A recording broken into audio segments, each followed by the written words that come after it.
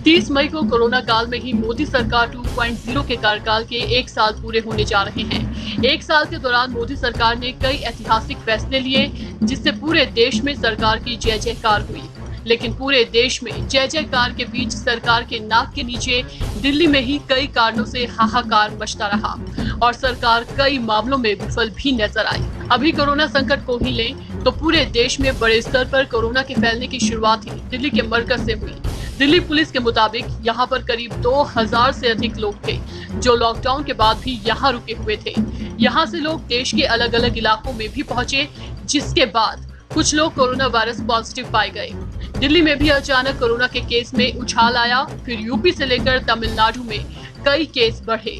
Corona की बढ़ी रफ्तार ने मोदी सरकार की चिंता बढ़ाई, तो वहीं तबलीगी जमात को लेकर जांच भी शुरू हुई। तबलीगी जमात का मुखिया मौलाना साद अब तक दिल्ली पुलिस की पकड़ में नहीं आ पाया है। दिसंबर 2019 में जब केंद्र की नरेंद्र मोदी सरकार नागरिकता संशोधन एक्ट लेकर आई, तो समाज के कई तबकों ने इसका घोर विरोध किया।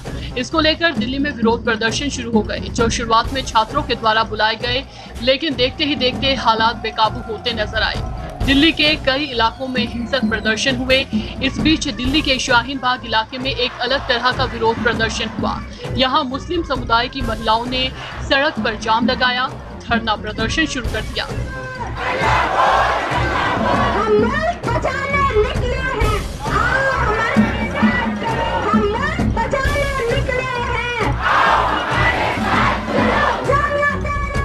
दिसंबर महीने में शुरू हुआ ये प्रदर्शन देखते ही देखते एक सिंबल बन गया, जिसकी चर्चा दुनिया भर में हुई।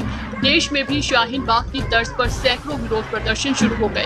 ये प्रदर्शन मार्च तक चलता रहा, जब तक देश में कोरोना वायरस का खतरा नहीं बढ़ गया। नागरिकता संशोधन एक्ट के खिलाफ जारी प्रदर्शन के साए में ही दिल्ली में विधानसभा चुनाव हुए।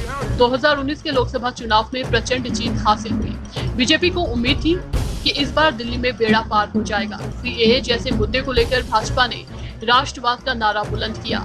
अमित शाह की अगुवाई में बीजेपी ने आक्रामक प्रचार भी किया, लेकिन अंत में बीजेपी को चुनाव में लगातार दूसरी बार करारी हार का सामना करना पड़ा और अरविंद केजरीवाल भारी बहुमत के साथ लगातार तीसरी बार मुख्यमंत्री बनने में कामयाब रहे। मैं अरविंद केजरीवाल ईश्वर की शपथ लेता हूँ कि मैं विधि द्वारा स्थापित भारत के संविधान के प्रति सच्ची श्रद्धा और निष्ठा रखूंगा।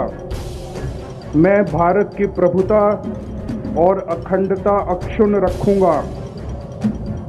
मैं मुख्यमंत्री के रूप में अपने कर्तव्यों का श्रद्धापूर्वक और शुद्ध अंतःकरण से निर्वहन करूंगा। फरवरी में अमेरिका के राष्ट्रपति डोनाल्ड ट्रंप भारत दौरे पर थे। दोनों देशों के संबंधों में एक नया अध्याय जोड़ा जा रहा था। भारत की एक अलग छवि बन रही थी, लेकिन इसी बीच दिल्ली में एक ऐसी घटना हुई जिसने भारत का सर शर्म से झुका दिया। दरअसल 24 फरवरी की सुबह 10 बजे दिल्ली के चांदबाग इलाके में पत्थरबाजी शुरू हुई। इस दौरान दो गुट आपस में भिड़ गए। देखते ही देखते उत्तर पूर्वी दिल्ली का पूरा इलाका इस भीषण हिंसा की चपेट में आ गया, जो अगले 3 दिनों तक जारी रहा। इस हिंसा में करीब 50 लोगों ने अपनी जान गंवाई। हिंसा के दौरान पुलिस की शिथिलता को लेकर कई सवाल उठे। एंटी सीएए प्रोटेस्ट हो या जामिया जेएनयू के छात्रों का हिंसक प्रदर्शन, शाहीन बाग का प्रोटेस्ट हो या उत्तर पूर्वी दिल्ली में हिंसा मरकज का मामला,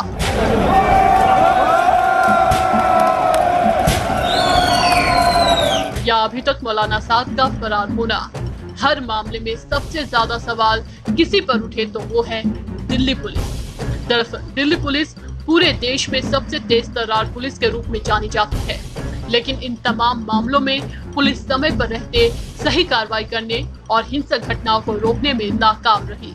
अब क्योंकि दिल्ली पुलिस सीधे केंद्र सरकार के अधीन काम करती है, इसलिए इसकी विफलता के लिए सरकार को कटघरे में रखना वाजिब है। कुल मिलाकर मोदी सरकार 2.0 अभी तक राष्ट्रीय अंतर्राष्ट्रीय स्तर पर तो खूब तालियां बटोर रही है, लेकिन दिल्ली में ही लाचार दिख रही है। इस खबर में फिलहाल इतना ही। सब्सक्राइब कीजिए the political optics YouTube channel को और बेल आइकन को दबाइए देश दुनिया की ताज़ा खबरें सबसे पहले देखने के लिए।